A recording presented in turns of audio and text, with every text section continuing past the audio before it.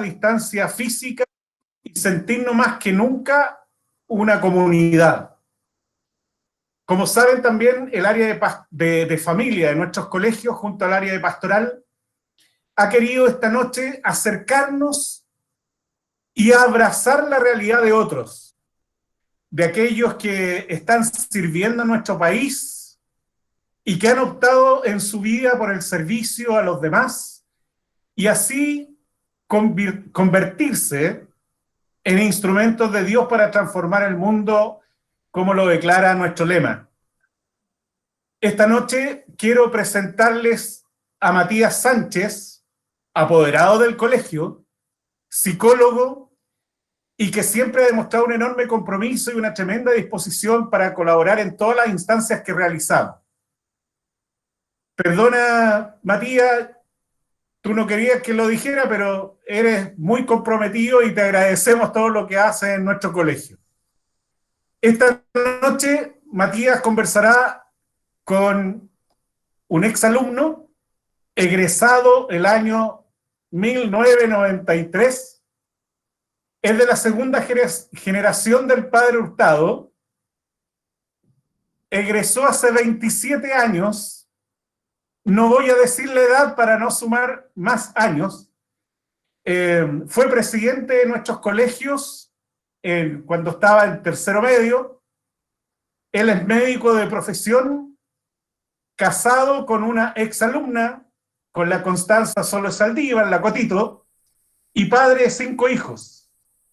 Me refiero a Tomás Regueira Esquia, quien gentilmente ha querido compartir su testimonio de vocación y servicio, su paso por el colegio, y también compartir la realidad que hoy le ha tocado enfrentar como especialista en medicina intensiva de adultos. Tomás y Matías, bienvenidos, y los dejo para que iniciemos nuestro encuentro. Gracias, Víctor. Muchas gracias, Víctor Hugo.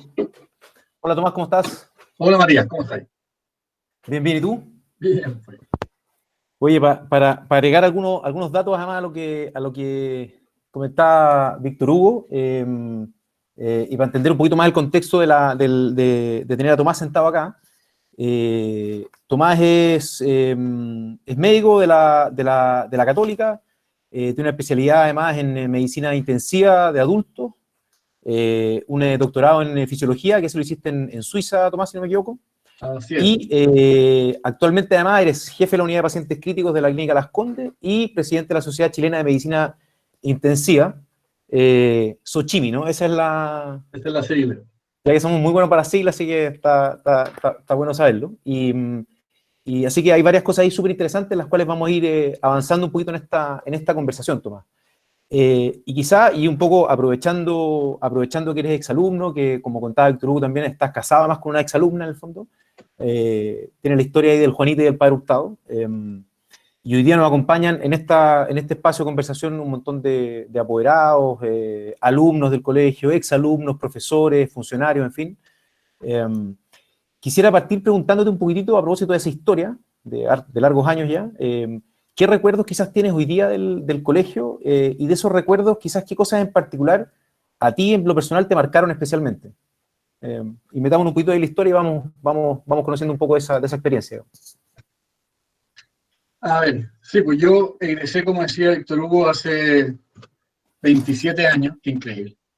Y veo a varias caras conocidas, aquí un poco más canosas como yo, Pato Vallejo por ahí, Raúl Carreño, La Pau, ¿cierto?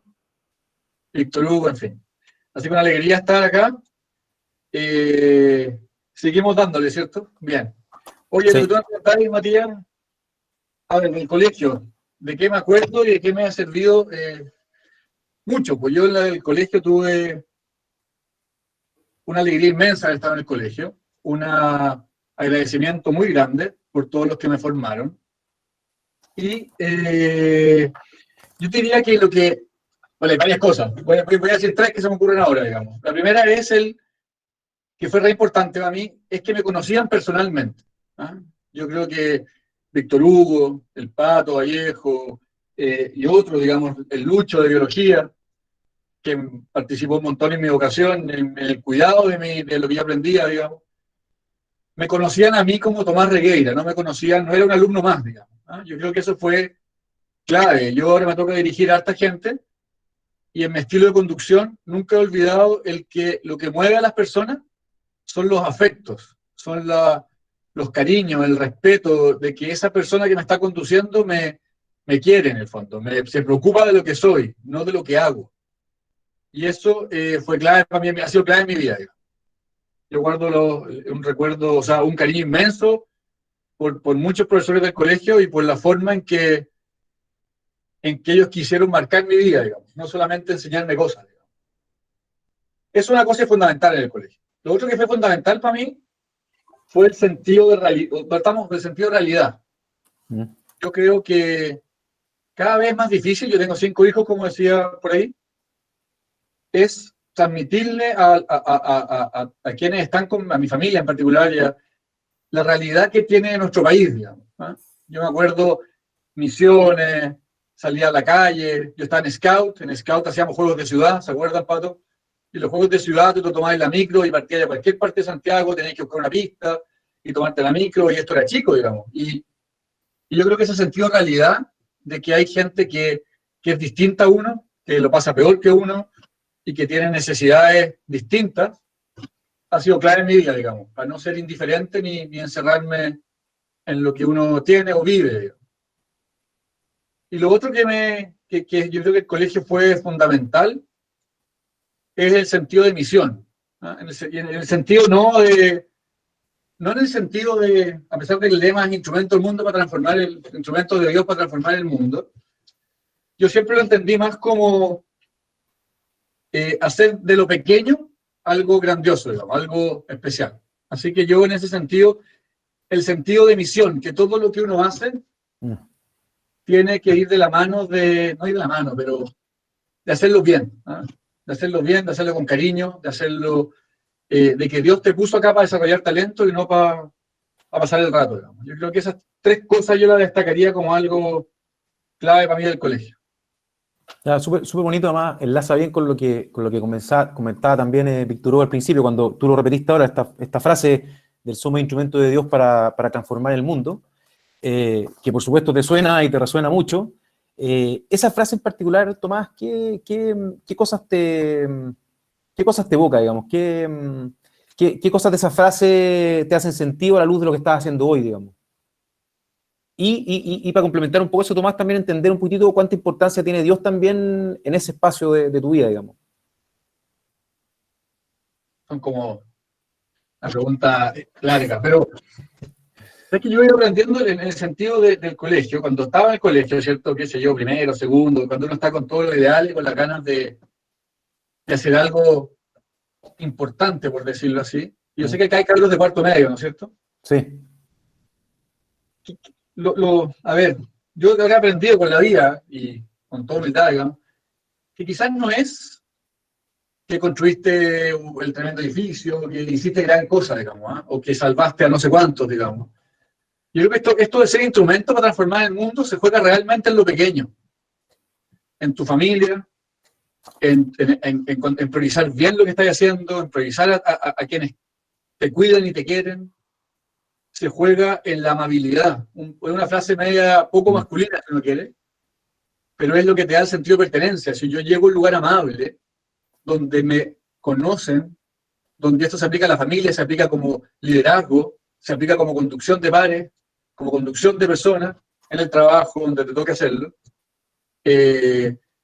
Lo pequeño, yo creo que se juega un montón en lo pequeño, en cómo trato a las personas, en cómo las nombro por su nombre, en cómo le conozco a su familia, y en eso, digamos. Yo diría que esto que pasó ahora de estar en lo público, digamos, un poquito por este tema del COVID, no lo busqué, digamos. Yo estoy tranquilo, digamos, o estoy tranquilo no con aparecer en lo público, sino que en saber que quien Dios me ha confiado, yo estoy haciendo por ellos lo que tengo que hacer. Digamos. Yo diría que en lo micro es más importante que lo macro.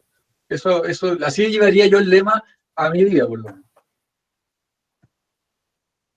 De acuerdo. Y aprovechando ya, profesor, que lo comentaste, lo comentamos, que hay alumnos también de cuarto medio y probablemente papás también que tienen hijos en ese nivel. En tu propio proceso vocacional, Tomás, ¿qué elementos de lo que te tocó vivir en el colegio, del proyecto mismo del colegio, fueron relevantes o qué hitos quizás marcaron un poquitito esta vocación de tu vida respecto, probablemente con mucho foco en el servicio, digamos? ¿Qué experiencia hay ahí que te haya servido? A ver, yo creo que el colegio, al menos en esos años, digamos, hace 27 años, tenía un montón de actividades que uno podía, qué sé yo, sobre todo las misiones que hacíamos todos los años. El colegio además te permitía dirigir, confiaba en uno, digamos. Yo lo miro para atrás ahora, organizando cuestiones, que evidentemente mirándolo ahora como adultos, podrían haber salido mejor si fueran llevadas por un adulto, digamos. Mejor en el sentido práctico de la palabra, pero no mejor en el sentido de la resultante, digamos. Yo creo que el hecho que en mi formación el colegio siempre me permitió, y a quienes quisieran, dirigir, conducir, centro alumno, en lo chico, en las cosas de, qué sé yo, básquet, me acuerdo que había un montón que jugaba básquet, por qué sé yo. Eso te va permitiendo creerte el cuento, digamos. Y en particular en mi vocación médica, evidentemente hay una mezcla de cosas, pues. Una mezcla que tiene que ver con servir a los demás, que yo creo que uno lo aprende, era algo que a mí y conocer al otro. En la medicina tiene algo, y acabo de hablar de medicina, yo, sorry, lamento.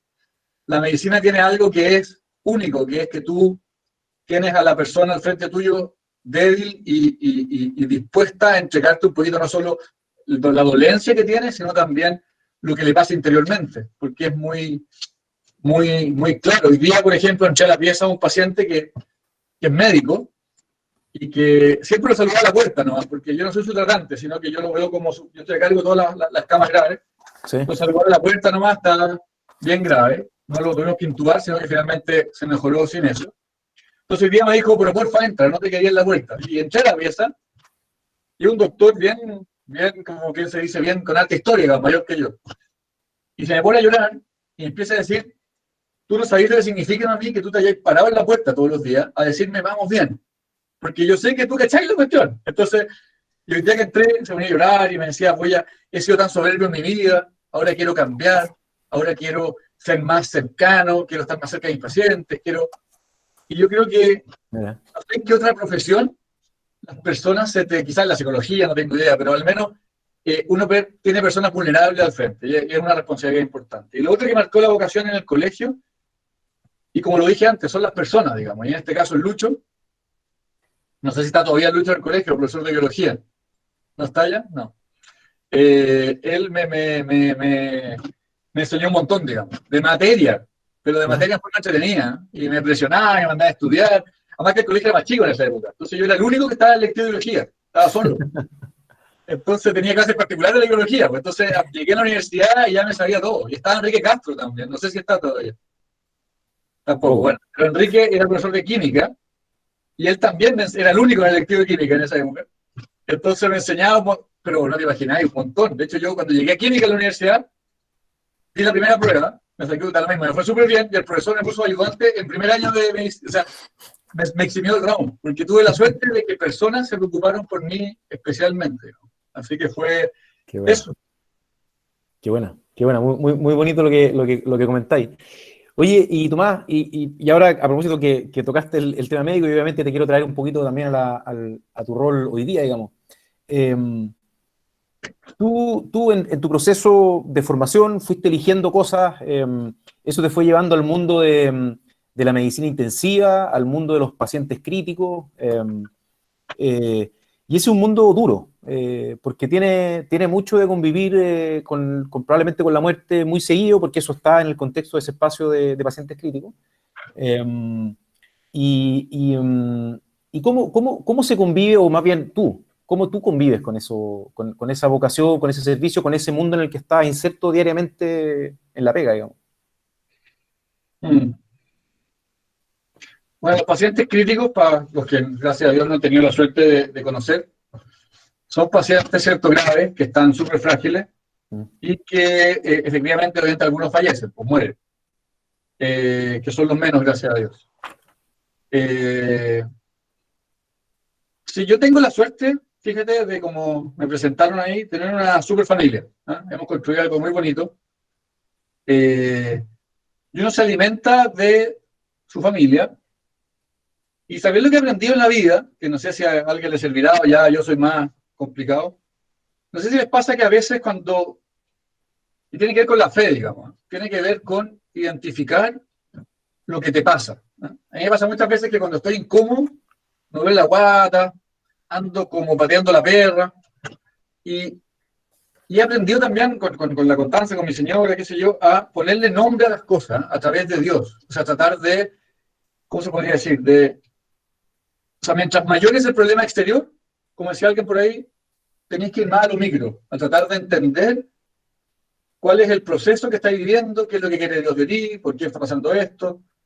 Y yo creo que en el término de intensivo, para tratar de aterrizar la pregunta que me hiciste, María, lo que uno hace, o lo que yo hago por lo menos, es hacer el mejor esfuerzo, estudiar, ser técnicamente muy bueno, pero también ser capaz de ir procesando los fracasos, los errores, poniéndoles nombre, identificando y tratando de que no pasen, digamos, sino vaya acumulando un conjunto de sensaciones, de error, de culpa, que tenéis que ir trabajando. O sea, es mucho más sano cuando uno lo verbaliza, lo digiere, lo reza y lo comparte y podéis ponerle nombre.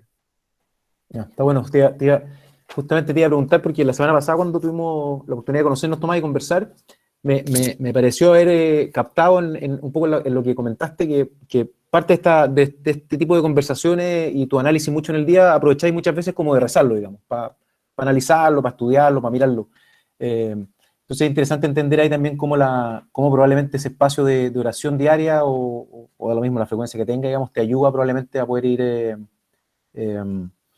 ir sobrellevando algunas cosas, probablemente analizarlas, como tú dices, como mirar con autocrítica también algunas cuestiones y poder irlas mejorando, digamos. Y en el ámbito de gestión que te toca, Tomás, que es un ámbito de gestión que requiere probablemente mucha cabeza fría en muchos momentos para tomar decisiones rápidas y vitales probablemente, pero que a su vez convive en un entorno súper cargado emocionalmente, porque imagino que esos pacientes también están acompañados por familias, en fin, hay un mundo de personas que trabajan en la salud, digamos, además de los médicos que hacen parte de ese entorno, digamos. ¿Cómo vives todo eso? ¿Cómo se sostiene todo eso? Ese momento de tener la cabeza fría, pero también no perder de vista a las personas, que tú lo comentabas un poco al principio, digamos. Uno se disocia un poco en medicina, en mi especialidad por lo menos, hay que ser honesto también. A veces estáis más concentrado en la solución, en sacar a la persona adelante, que en quedarte pegado en lo que esa persona significa. Nosotros hacemos un esfuerzo consciente. Es súper fácil en la medicina o en el intensivo, por lo menos, caer en lo que uno podría llamar deshumanización, digamos. Y hacemos un esfuerzo consciente por humanizar, por ponerle nombre a las personas, por supuesto, por tratar de entender quiénes son, por cuál es su historia, cómo le dicen, por qué está acá, por qué tiene un santito de tal tipo puesto atrás, por qué está la Virgen de Lourdes o la Virgen de, no sé, qué sé yo, Chensta, qué sé yo. Tratar de entender quién es, digamos. Pero efectivamente, uno tiene que estar también trabajándose a sí mismo para no deshumanizarse. No es un poco lo junto con lo anterior, digamos. Yo tengo que ser técnicamente bueno. Tengo que saber lo que hago. Eso es lo que eso es el nivel 1, digamos. Pero el nivel 2, clave, y yo creo que también es para los cabros de cuarto medio, digamos, mucho más importante que saber es ser una buena persona, finalmente. Es difícil no sé cómo verbalizarlo bien, digamos. Entiendo. Lo que cuando yo me encuentro con enfermos a posterior, nadie me dice, oye, qué bien me reanimaste, ¿eh? Ese remedio que me diste fue el que me salvó. Nadie me dice eso, digamos. Lo que la gente toma, lo que la gente valora, no es al mejor, sino al que te entendió, al que te dijo, te voy a acompañar desde ahora hasta el final. Voy a estar contigo. No vas a pasar dolor, ni vas a pasar falta de aire, en lo que yo me dedico, digamos. Eso se valora, eso es mucho más importante. Y quizás, si yo tuviera que elegir que tenga que educar en las personas, elegiría lejos eso, digamos. Y me meto en otra cosa. Hoy día estaba, yo no me meto nunca a Twitter, hoy día me tuve que meter, y qué terrible, digamos. No tiene nada que ver con lo que estáis preguntando, Matías, pero es que me acordé por esto de, bueno, No. qué locura la mente, el patio de la locura que hay ahí, como dicen. En el sentido de qué importante sería haber educado a esas personas distintos. Que no podí disparar a diestra y siniestra, tenés que ser una buena persona. Qué importante eso que comentas. Yo creo que probablemente a muchos de los que estamos escuchando nos hace mucho sentido también con la formación que hoy día en el caso de nosotros, nuestros niños están recibiendo, y nosotros también de alguna manera como papás también uno recibe formación en los colegios en los que participa, porque al final te han metido muchos años ahí, digamos. Solo te voy a sacar un segundo, pero quería comentar que está abierto por si acaso el chat de esta entrevista, de esta conversación, para los que quieran ir haciendo preguntas o comentarios, los vamos a ir tratando de ir recogiendo para poder ir también comentándoselos a Tomás, ¿sí? Oye, Tomás, y en el contexto hoy, en este contexto de pandemia, encierro, en fin, ¿cómo ves hoy día tú la situación? ¿Cómo la estás viendo? Muy crítica, muy compleja. Danos un poquito de contexto, porque tú estás ahí, además de metido en la clínica misma, digamos, estás también con algún rol un poquito más público, y estás, o te ha tocado participar un poquito en ese espacio de decisión, y sería interesante tener un poquito tu perspectiva de cómo lo estás viendo, digamos. Sí, pues esto ya es más técnico. Ahí sí que me parece y me pongo muy latero. A ver, para que uno pueda entender, este es un virus. Los virus, como todos han leído por ahí, se transmiten de persona a persona. Y en Chile, lamentablemente, llegó bien rápido. Y a mí lo que me tocó, por lo menos, preparar, yo como presidente de la sociedad, me tocó preparar junto con el MinSal en su rama asistencial. El Ministerio de Salud se divide en dos, en la rama de salud pública y la rama asistencial. Ajá. Ahí me tocó apoyar la rama asistencial, que fue básicamente capacitar mucha gente. Hicimos una pega bien grande, por eso yo creo que fue bien valorada, en el sentido de que capacitamos más de 200.000 personas. No significa que hayamos certificados, porque esto es educación online, pero hicimos un montón de cosas.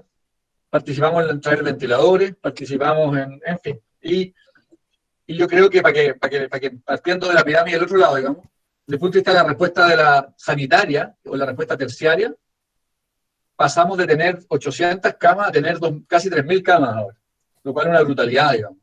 Evidentemente perdimos un poquito de calidad en el camino, pero estamos trabajando súper conectados, nadie está solo atendiendo pacientes ni en Pichufquén, ni en Calama, ni en Antofagasta, estamos todos interconectados.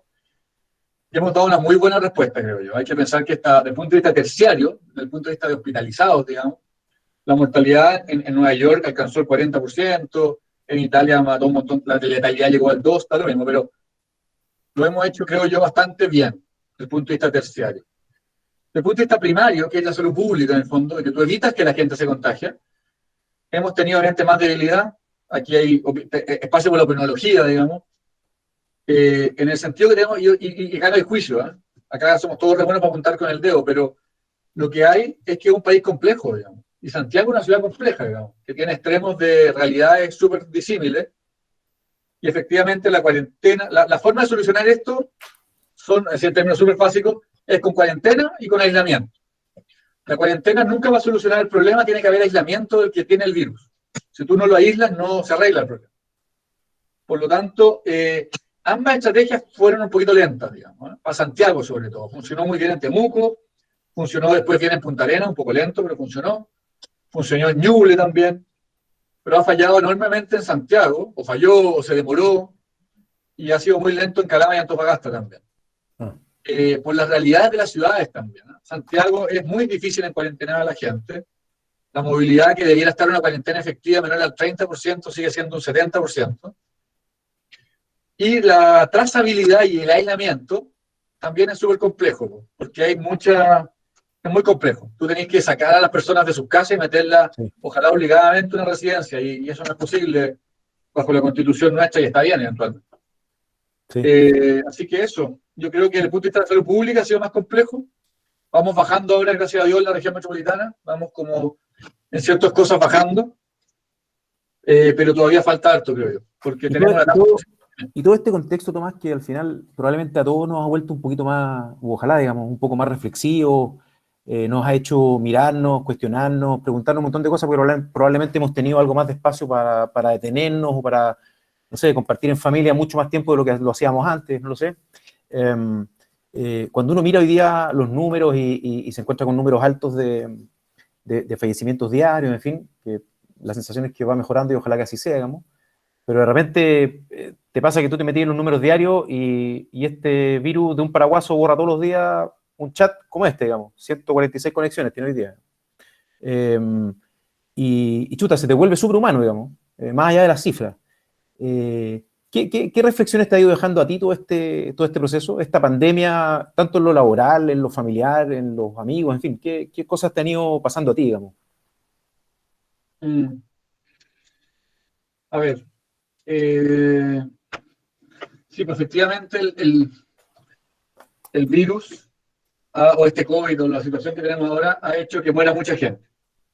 Cuando conversábamos en marzo de cuando venía llegando esta cuestión, decíamos, bueno, ojalá que no muera más de 1.000, 2.000 personas, ¿Mm? y hablábamos de que 10.000 era una brutalidad, digamos, y 20.000 era para casi que caiga el gobierno, por exagerarlo así. Y vamos en 10.000, en verdad.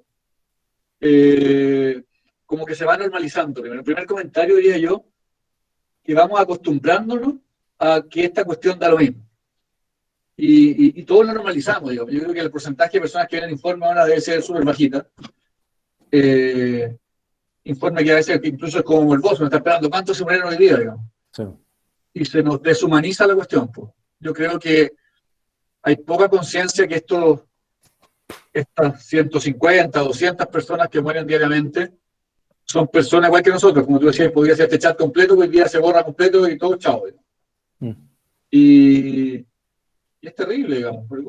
Obviamente yo he tenido mortalidad en mi unidad, tenemos hartos pacientes, y es terrible, porque son personas que mueren muy solas, además. Nosotros desde un principio igual abrimos la unidad para que vengan la familia, así que a cuando está el paciente falleciendo, digamos. Pero independiente de eso, son enfermedades terribles que es sola.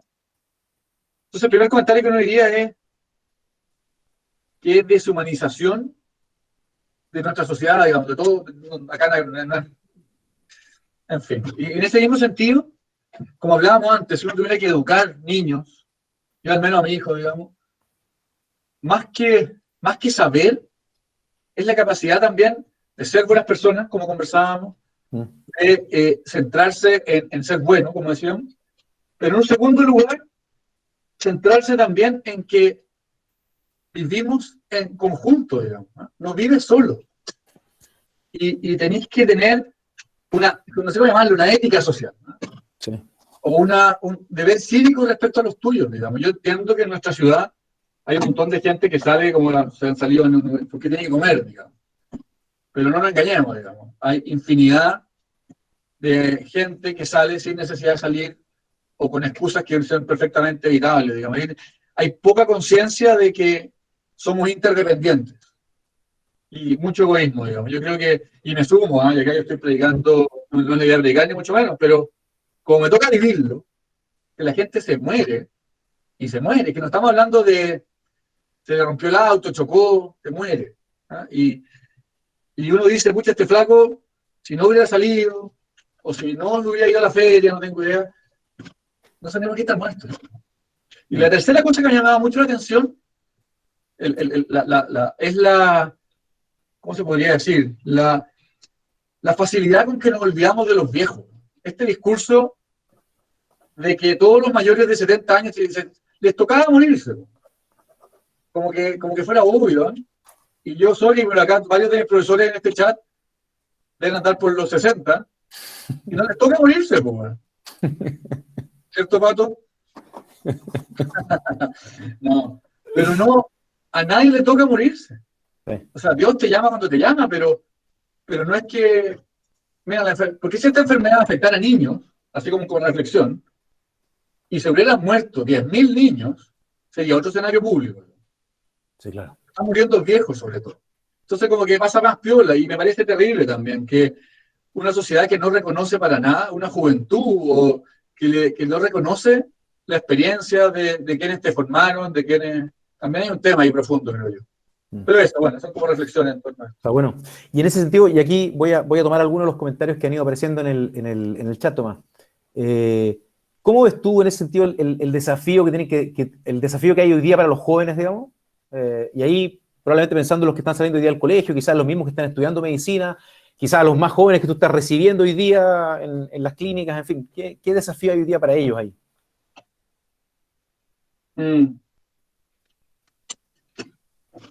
Claro, es fácil, es que es como fácil sentarse en mi silla y como decir, pero yo les diría a los jóvenes, como yo, no. Yo les diría uno, les diría que esta vida es corta y hay que vivirla mucho, hay que vivirla con mucha alegría, hay que ser sencillo, ¿eh? No hay que lograr tanta cosa, no hay, ¿cómo se podría decir, digamos?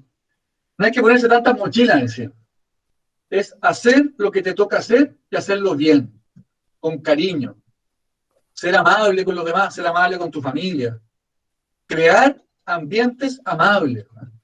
Yo creo que esa palabra me ha marcado a mí, quizás estoy rayado el último tiempo con esta palabra, porque qué distinto sería todo si todos nos esforzáramos por crear ambientes amables, que no dañen al otro, digamos, ¿eh? Y claramente, en segundo lugar, también les diría que tienen que esforzarse, tenemos todos que entender que no estamos aquí para nosotros mismos y para nuestras propias conquistas, digamos. Estamos para tratar de servir a los demás. Y el que no está dispuesto a servir a los demás está equivocado, porque lo único que va a lograr es odiosidades, peleas, lucha innecesaria. Estamos para ser amables y de verdad, y esto es un camino que uno hace. Si uno cuando partió, Sí. a mí me sirvió harto la especialidad, digamos. Uno ve que se muere gente tan llena de culpa y llena de cosas pendientes. De tratar de ir sencillo, y esto es fácil decirlo. Yo cuando era más cabro y estaba de medicina, hice mi doctorado, peleaba y me angustiaba, y el doctorado quiero postular este año, y no me lo gané, y la beca de Chile, y la plata, y que no para el auto, y que ya tengo no sé qué edad, y todavía no compro un ser. Y al final uno mira para atrás y dice, tenía tiempo también, ¿eh? Pero sí, lo que no es transable es ser una buena persona, suena como el ruido, pero ser una buena persona, ser amable, hacerse cargo de las personas que te rodean.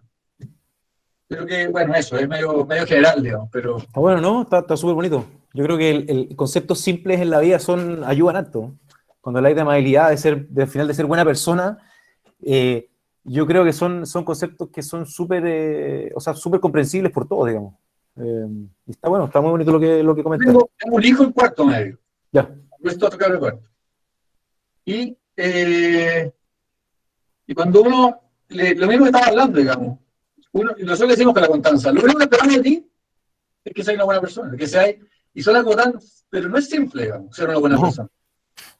Es cuando te pasees por la vida y en lo que te toque, haz que la gente que te rodea esté bien. Si eso es todo, si con eso tenías asegurado el 70% del problema. De acuerdo. Nosotros le llegamos. No, sí, hay que esforzarse harto porque probablemente en muchos entornos los incentivos no están puestos hacia allá, digamos. Pero bueno, sí. Oye, Tomás, y esto, aprovechando probablemente parte del rol que te toca, digamos, y esto aparece ahora aquí apareció en el chat. Si podéis comentarnos un poquitito cómo está ocurriendo hoy día, te voy a llevar una cuestión bien médica, pero en el fondo, ¿cómo está ocurriendo hoy día la repartición en este mundo como de pacientes críticos entre el sector público y el privado? ¿Cómo se está organizando todo eso? ¿Y qué también tú sientes que está organizado, digamos? A ver, el Ministerio de Salud tiene su rama asistencial, tiene un sector que se llama Unidad de Gestión de Camas Críticas, un GCC. eso, lo que ellos hacen en todo Chile es recibir todas las solicitudes de todos los hospitales, fundamentalmente públicos, porque son quienes están con más requerimiento de cama. Y entonces los doctores que están a cargo de los pacientes en el hospital de Peñaflor dicen, este no me cabe, o está demasiado grave para mí, y levantan una solicitud, y esta solicitud la toma un GCC y empieza a preguntar en todos los hospitales y clínicas quién lo puede recibir.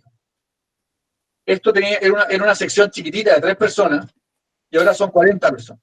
Yeah. Y yo creo que todo se puede hacer mejor, pero creo que se ha hecho bastante bien. De hecho, cuando se empezaron el pic de ambulancia fue el 15 de junio, más o menos entre el 13 y el 17 de junio.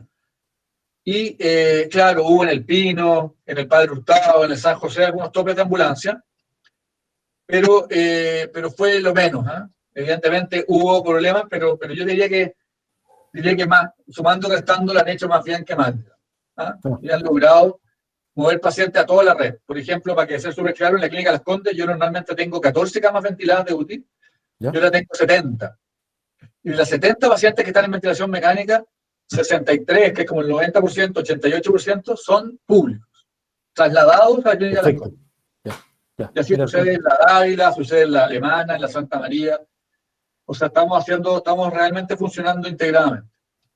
No, de acuerdo. O sea, hay una mirada de todas las partes como que esto es realmente un problema de todos, digamos.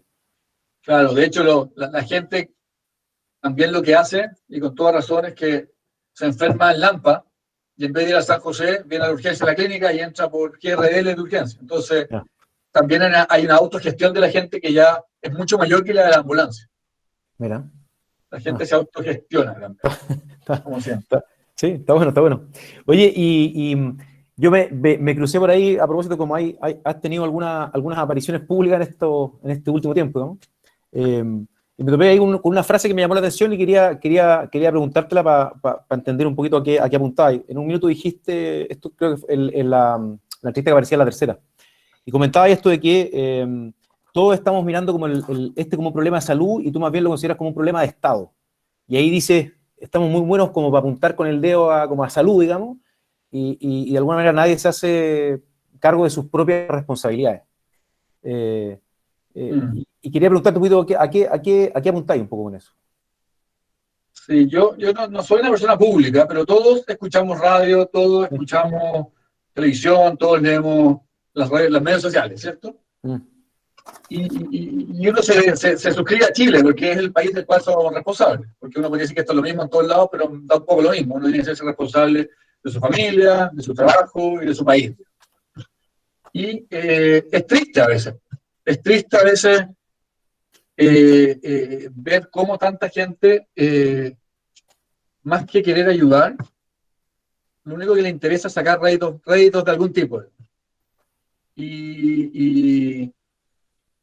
Y la verdad es que lo que uno necesita ahora es sumar, digamos, y acá estoy mirando para los dos lados, para los lados que hayan, digamos. Yo pienso que, si quiero ser súper transparente, pienso que del gobierno, por ejemplo, ha faltado congregar. Es un problema que no podéis solucionarlo en la derecha y la izquierda, es un problema país, digamos. Y al no congregar, generas problemas también. Cuando tú dices, yo tengo la solución y yo voy a decidir lo que se hace, uno, por ejemplo, pero puedo estar equivocado, en lo que yo pienso que uno debería tener un comité con el gallo que dirige la UNEMI, experto en emergencia, con el jefe de los bomberos, que son expertos en triage, con el jefe de la Fuerza Armada, con un par de alcaldes, con unos diputados, con el presidente, con el ministro de Salud, qué sé yo, 20 personas que transversalmente dirigen esta cuestión y te den piso. Pero puedo estar súper equivocado, quizás eso es un pensamiento infantil, digamos. Y por el otro lado, pienso que efectivamente hay un constante bombardeo que no tiene una intención constructiva. Entonces, sí, y tiene que ver y es frustrante porque los que estamos en la cancha, ahí me toca, como presidente de la sociedad intensiva, voy al Barros Luco, en fin, a hospitales, digamos, y a mi propio lugar de trabajo. Y es terrible, tú tienes que pensar que hay hospitales en Santiago, no voy a decir nombres para no echarlo a perder, que tienen un 70% de mortalidad. O sea, atienden 100 pacientes y se les mueren 70.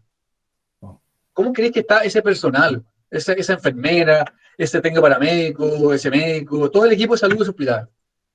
¿Cómo levantáis ese equipo? Y mientras tanto, entonces tú sales del trabajo y ¿qué te encontráis? Puro discusiones inútiles o fútiles, digamos, que no van al fondo del problema, que no quieren realmente solucionar el problema, quieren tribuna, ¿no? Entonces, el mismo llamado de antes, digamos, ¿eh? ¿Cuál es mi misión en esta cuestión? ¿Qué quiere Dios de mí en esta cuestión? Y esos fueron los motivos para salir al más público, digamos. Yo no hubiese querido necesariamente, pero la verdad es que lo conversamos también con la Constanza y dijimos, y como obviamente mi equipo de la sociedad intensiva, dijimos, ya capacitamos, ya hemos participado atendiendo a los pacientes, obviamente, salgamos a la luz, digamos, porque tenemos algo que decir. Y ese algo que decir es básicamente, ojo, estos no son números, son personas y son equipos de salud sacándose la mugre y necesitamos una respuesta, una buena respuesta, digamos, una respuesta que tenga sentido, digamos. Y hasta aquí, lamentablemente, se sigue con lo mismo, el área chica, la tontera, y bueno, es lo que somos, digamos. Y por eso quizás para los cabros cuarto medio, de nuevo, que miren esto, y vean las personas que actúan con sentido de Estado, con sentido de bien común, aquellas que están, ¿qué quieren ser ellos, digamos? ¿De qué lado quería estar? Digamos? Es súper importante definirlo. Bueno, sí, bueno. Oye, Tomás, aquí comentan en el chat, porque a propósito de lo que comentaste de cómo funciona súper integrado este sistema público y privado, y a propósito de esta emergencia, evidentemente,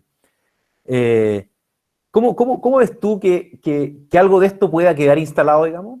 O la sensación es que una vez que pasemos por esto, todo vuelve a la normalidad, lo público siempre lo público, lo privado, o tú crees que vamos a sacar algún aprendizaje, alguna lección de esto y en una de esa integración entre lo público y privado se pueda generar?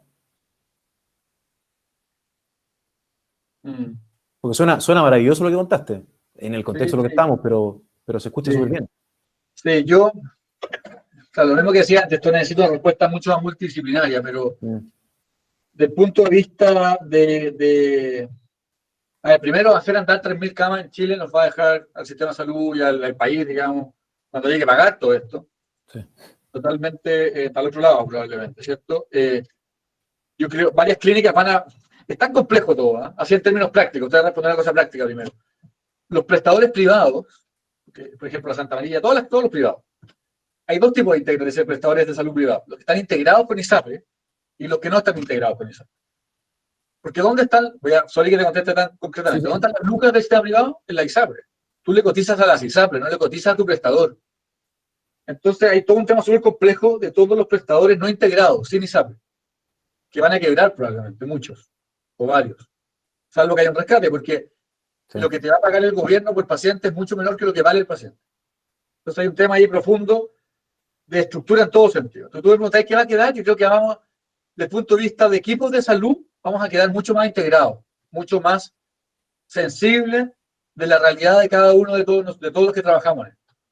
Se ha hecho un trabajo enorme de conexión, hay turnos permanentes, qué necesitáis, cómo te ayudo. Desde el punto de vista estructural, no lo sé, porque igual que en todas las pegas, me imagino yo, hay tantas realidades egoístas. Todavía te invento, por ejemplo, el Hospital San José, por decir eso concreto, el director del Hospital San José no le habla al jefe de la UTI de San José. El jefe de la UTI de San José no sale de la UTI de San José. Entonces, todos los pacientes que están ventilados afuera, no los ve el equipo de UTI, los ve el equipo de sala. Entonces, se mueren como pollo. En el Padre Hurtado, lo mismo. Calama, también, discusiones internas. En el hospital otro, lo mismo. Hay tantas realidades de egoísmo humano que finalmente condicionan muerte de pacientes. Sí. Y es terrible. Te quiero transmitir de nuevo para llegar a humanizar esta cuestión. No son solo las estructuras, las grandes estructuras los que generan los cambios, son las personas. Y cómo éstas están dispuestas a ceder su propia ganancia o su propio espacio de poder por el bien de los demás o por el bien común. Y eso hay que educar. Eso hay que educar muy fuerte en la familia. Crear personas que de verdad entiendan que es el bien común, es lo que tenemos que perseguir, digamos, y no necesariamente mis propios espacios de poder o de ganancia, digamos. Y respecto a la pregunta tuya en concreto, que alguien hace en el chat, no lo sé en verdad. Claramente se ha invertido plata, sé que va a mejorar el tema público, se ha invertido plata en equipo y en estructura, pero yo no creo que haya un cambio sustancial de integración público-privada. Creo que terminado esto, se va a acabar el convenio y cada uno va a ir trabajando lo mejor que pueda. De hecho, la red pública no se comunica entre ellas casi nada. Te voy a inventar el Hospital El Pino, que está en San Bernardo, ¿Sí? pertenece a la Servicio de Salud Sur, y el Hospital San Pedro del Río al Servicio de Salud Sur Oriente. Están a 10 minutos de distancia. Nunca se han hablado, no conectan, no tienen diálogo entre ellos.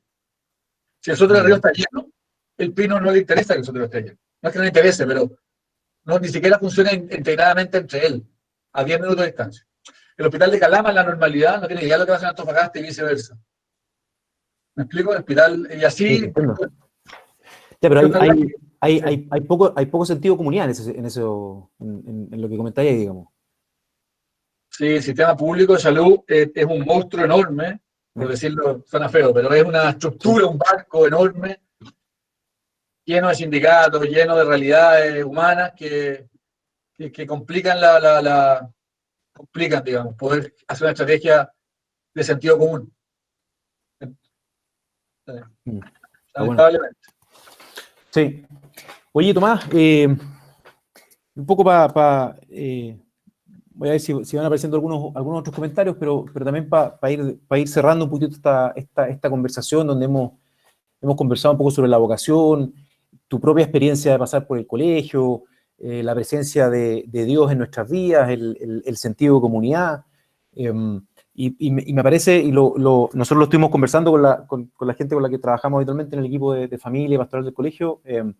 Hay un concepto ahí que es bien entretenido, bien interesante para los que quieran después mirarlo, que se llama Ikigai. No sé si lo habéis escuchado.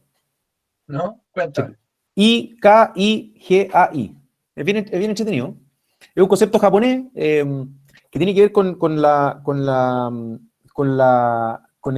nuestra razón de ser o el sentido de la vida, ¿sí?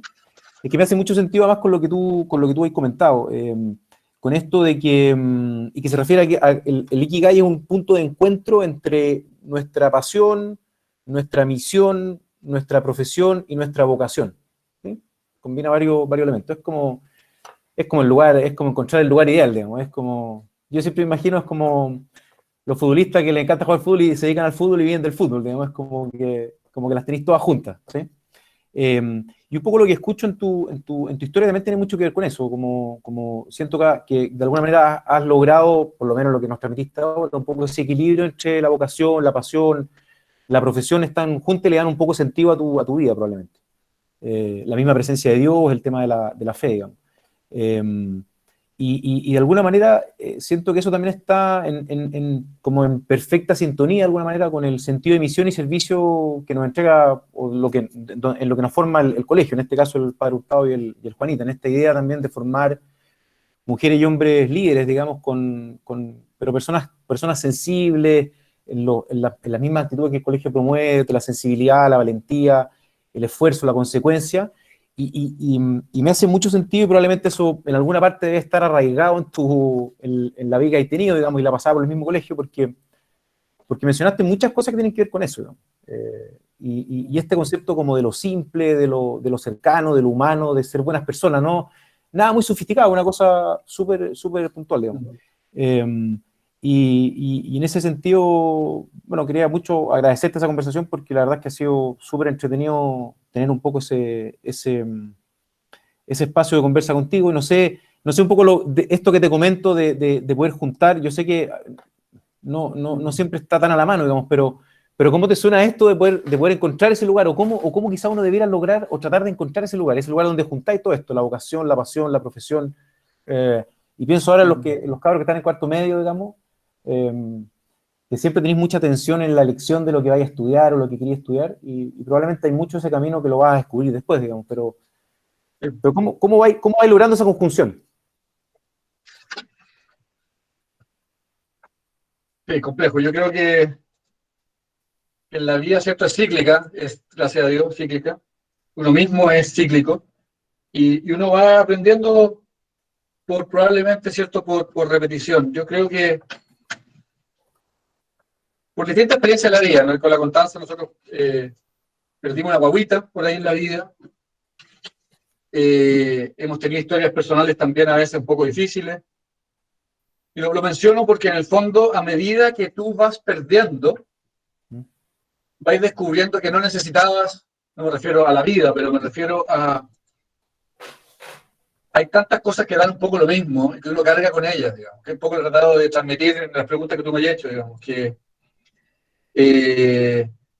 si uno te dijeran, es como, no sé cómo decirlo bien, digamos, si tú te dijeras, mira, 3 días más te voy a morir, y te lo firmo.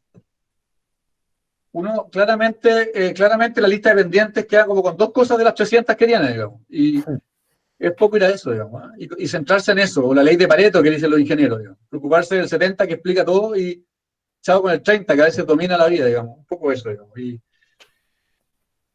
yo creo que es importante también para los cabros, digamos, que están, y para todos, digamos. Y otra cosa que he aprendido también, creo yo, es que si uno se preguntara, lo conversamos otro día con la Constanza, ¿qué tiene que ver Dios con la pandemia? A propósito de tu pregunta, digamos. Sí. ¿Qué tiene que ver cómo me relaciono con Dios en el sentido de que sea parte de esta conjunción que hemos hablado, digamos, ¿ah? Entonces, lo que hablábamos es, bueno, Dios creó la pandemia, Dios es un castigo, es una, es una intervención de Dios para que aprendamos algo. Mira, con esto Dios nos mostró que somos frágiles, con esto Dios nos mostró que la naturaleza volvió a resurgir en las zonas que hubo cuarentena estricta, digamos. Sí. Y lo que conversamos con la Constanza, que para nosotros, podemos estar súper equivocados, no tiene nada que ver con eso. Dios amorosamente está abrazándonos y acompañándonos en este sufrimiento. Y en toda nuestra vida, digamos.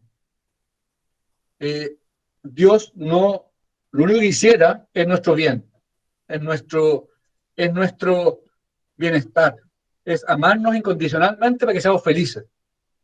Y lo digo a propósito de la pandemia, porque por tu pregunta también, es re importante ver realmente a Dios como alguien que realmente quiere tu bien. Entonces, cuando conversábamos de esto de la pandemia, bueno, ¿qué tiene que ver Dios con la pandemia? Bueno, lo único que tiene que ver Dios con la pandemia es que quiere que estés bien, digamos, y acompañarte, reconfortarte y convencernos a los cabros que están escuchando que Dios te va a acompañar siempre. Y no te está poniendo ni trabas, ni problemas, ni te prueba, al revés, te acompaña. Y tú, Te acompaña y te espera con amor para que volváis luego a su casa ya. Yo creo que eso es importante para poder también tener esta paz de who cares, qué importa lo que pase. O sea, al final partimos acá y vamos de mismo. Es que la vuelta que demos sea entretenida, no le hagamos daño a nadie, al revés, le hagamos bien al resto y estemos en paz con eso. Y en esta cotidianidad compleja que nos toca vivir a todos y particularmente a ti por el mundo de salud en el que estáis metido, ¿cómo te cruzáis con Dios en esta cotidianidad? ¿Cómo lo veís? ¿Dónde lo escucháis? ¿Dónde lo sentís todos los días? ¿O es difícil? Sí, yo tengo una suerte enorme porque tengo mi señora que tiene una profunda capacidad de oración. Yo tengo una fe, reconozco, más práctica. Y aquí me van a retar Víctor Hugo, que siempre me retaba porque no sacamos nada con martillar, sino parábamos un ratito y pensamos que estábamos martillando, pero es una buena combinación. Entonces, yo te diría que tengo la suerte de que mi señora me aterriza permanentemente y me vuelve a los ojos al cielito. Y yo en la práctica todo lo que hago, por ejemplo, hoy día puse una traqueostomía a un paciente, cuando me lavo las manos, le pido a Dios que me ayude, que me acompañe, que me guíe mis manos. Cuando me entrevistan los medios ahora, que es totalmente nuevo para mí, me pongo incómodo igual, le pido a Dios que guíe mis palabras, porque sé que está para mi bien, que Él quiere lo mejor para mí y me va a proteger del mal o de lo que no es bueno. Bueno. Mi relación con Dios es bien cotidiana, si tú quieres. Y mi señora me lleva a las profundidades de vez en cuando. Está buena. Oye, Tomás, tengo una pregunta, está en el chat, así que la tengo que hacer, ¿eh? Voy a desconectar el Wi-Fi si quieres no contestar, pero me dicen, oye, y como ministro de Salud, qué es lo que haría ahí, Tomás? Si ese fuera el rol que te tocara, digamos. No, yo creo que No, ni lo he pensado, digamos, pero si me preguntáis el poleo, yo creo que es un cargo súper complejo. Yo creo que habría que hacer un buen trabajo, el mejor posible. Y por supuesto, pero acá estamos en un área súper compleja, que tiene que ver con lo que uno cree. Yo creo que hay que hacer muchos cambios, y esos cambios tienen que hacerse quizás con un poco más de velocidad de lo que algunos quisieran, porque hay mucha gente sufriendo. Y creo que habría que trabajar en el mundo ideal lo más transversalmente posible. Creo que tenemos muchos problemas de Estado que los resolvemos entre partidos políticos que pelean entre sí. Esa es mi opinión, ¿eh? Es una opinión personal. Yo creo que salud, educación, debieran ser problemas de Estado y estar... No significa que no pueda haber público y privado, ¿eh? Por favor. Significa que tenemos que tener un plan de 10, 20 años, digamos, y no un plan cada 4 años. Y es una opinión personal. Y ese plan, yo trataría de convocar a un plan. No sé si es muy infantil o irreal lo que digo, pero yo trataría de convocar a un plan en salud que reúna todas las posiciones razonables, por supuesto. No sé si lo lograría, digamos, pero eso sería Está bien. Mi plan. Como tratar de dejar hecha una hoja de ruta para los próximos 20 años, en el fondo. Pero sin soberbia, que todos puedan participar y poner lo que hayamos para algún lado, con la sensación de que vamos para allá, vamos para acá, le da una inestabilidad a todo y al final está todo sigue igual. O muy poco avance. Oye, Tomás, me quedaron dando vuelta dos conceptos que yo los encuentro preciosos cuando van juntos, que tiene que ver con lo que tú comentabas, esto de la amabilidad por un lado y la excelencia. Como que esto de lo que te toque hacer, hazlo lo mejor que se pueda, digamos, pero hazlo con amabilidad, hazlo con cariño. Yo creo que quizás dijiste hartas cosas más también, pero yo en lo personal me quedo mucho con eso. Es como, este es el regalo con el que yo me quedo de esta conversación, digamos. Así que la verdad quería mucho agradecerte el espacio, el tiempo que te diste para poder estar en esta conversación. Agradecerles también a todos los que han tenido las ganas de participar y estar acá. La idea es siempre poder generar este espacio cómodo, calientito, amable, sencillo de conversación. Y creo que eso lo hace muy agradable. Así que nada más, agradecerte el tiempo y la compañía y la conversación. Y qué rico haber tenido la oportunidad de conversar. Ahí va a haber, solamente lo comento en el link, o sea, en el chat de esta conversación, está la encuesta. Hay un link con la encuesta, por favor, para que la conteste, porque es súper importante para nosotros poder contestarla. Probablemente los que se inscribieron por mail también les va a llegar el link, pero traten de dense un minutito para que se metan al chat y saquen ahí el link de la encuesta para que la contesten. Víctor Hugo también lo estoy viendo ahí que se quiere despedir, me parece, ¿no?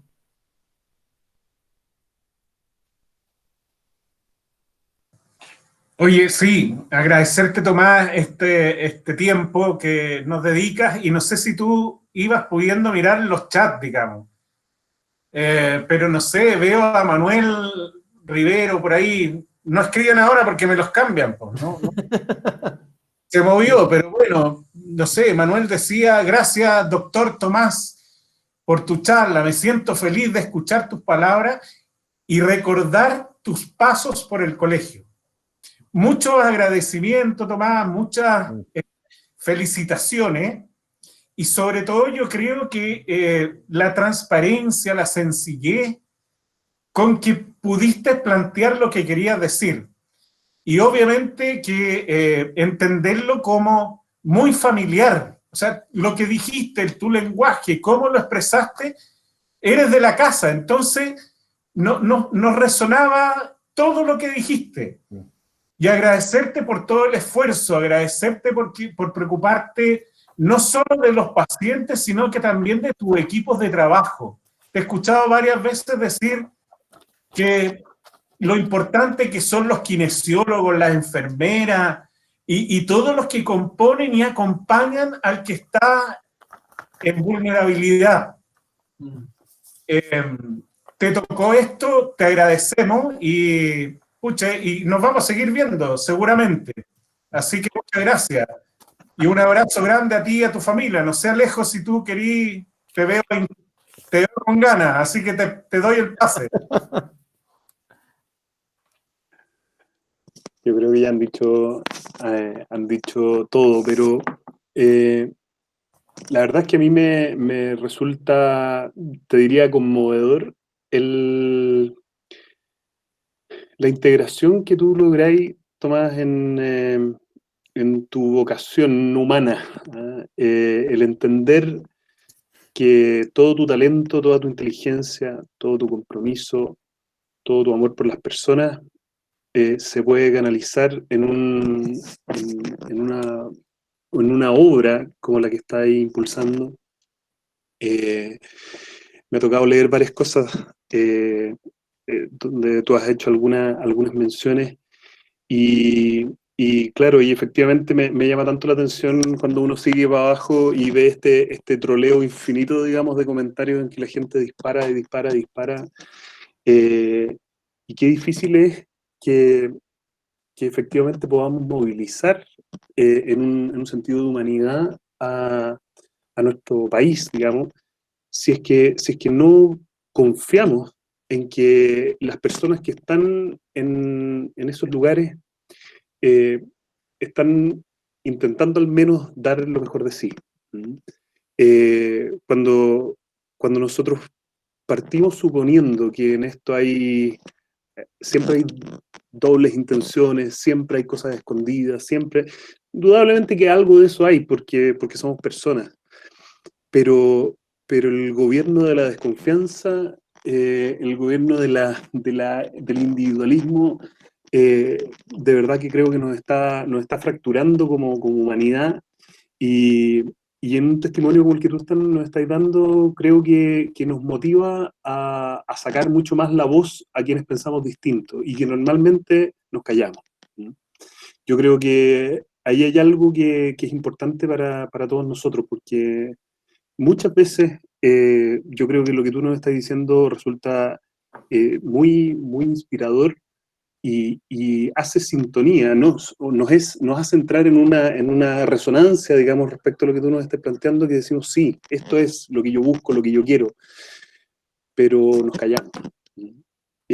Ojalá que desde esta misma actitud o desde esta misma fidelidad al proyecto que anima nuestro colegio, asumir este abrazo a la realidad, este compromiso, esta misión, con estas actitudes de sensibilidad, valentía, esfuerzo, consecuencia, pero sobre todo hoy día, valentía. ¿Ah? Valentía porque nos hace falta, en el fondo, un poco para generar un punto de inflexión en una tendencia en la forma de relacionarnos que difícilmente nos va a llevar a una posición más constructiva. Quiero de verdad agradecerte porque para mí, por lo menos, ha sido un verdadero regalo escucharte hoy día, como dice Víctor Hugo, desde tu sencillez, desde varios ahí comentarios en el chat, desde la transparencia, desde la claridad con la que estás ahí hablando de los términos, desde la valoración de lo humano. Y aquí no hay categorías de niño, de adulto mayor, oye, humanos, somos personas y valemos lo mismo. ¿Ah? Todo eso me parece que nos hace tanta falta incorporarlo. Así que de verdad, muchísimas gracias por el regalo de compartir con nosotros. Gracias, Alejandro. Y vamos a seguir formando buenas personas, esa es nuestra misión. Así que muchas gracias. Muy bien. Muchas gracias a todos. No se olviden, no se olviden del link de la encuesta. Muchas gracias, Tomás. Chao, Matías. Gracias. Gracias a todos. Gracias. Chao, chao. Un abrazo, que les vaya muy bien. Cuídense. Chao, chao.